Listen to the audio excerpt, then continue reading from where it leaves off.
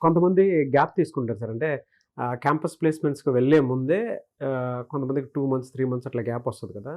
ఈ టైంలో ఎలాంటి స్కిల్ మీద ఎక్కువ ఫోకస్ చేస్తే బావుంటుందండి? సో ఏ ఫ్రెషర్‌కైనా అండి ఫస్ట్ రౌండ్ జరిగేది యాప్టిట్యూడ్ రీజనింగ్ రౌండ్. హ్మ్. సో అది ఫస్ట్ క్వాలిఫై అవ్వాలి. ఆ తర్వాత వచ్చి కమ్యూనికేషన్ స్కిల్స్ ఒకటి చెక్ చేస్తారు. దెన్ కోడింగ్ స్కిల్స్ చెక్ చేస్తారు. హ్మ్. ఈ కాలేజ్‌లో చదివే ఫ్రెషర్ అయినా లేకపోతే పాస్ అవుట్ అయిన వాళ్ళైనా ఎవరైనా ఈ మూడిటి మీద స్ట్రాంగ్ నాలెడ్జ్ ఉండాలి. ఉంటే యావరేజ్ 4 ఎల్‌పీఏతో జాబ్ తెచ్చుకోవచ్చు. హ్మ్. అదే హై ప్యాకేజెస్ ఏం చేస్తున్న వాళ్ళు ప్రాబ్లమ్ సాల్వింగ్ మెథడ్స్ మీద ఫోకస్ చేయాలి. అంటే data structures and algorithms, logical reasoning వీటి మీద ఎక్కువ ఫోకస్ చేయాలి.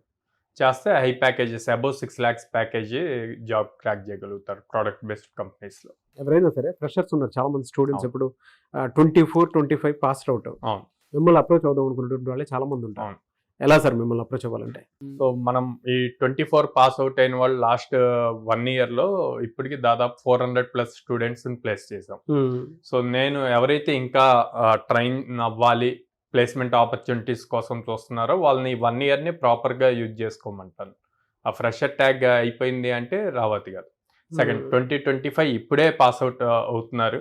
సో వాళ్ళు ఎలాంటి డౌట్ లేకుండా మన దగ్గర జాయిన్ అవ్వచ్చు.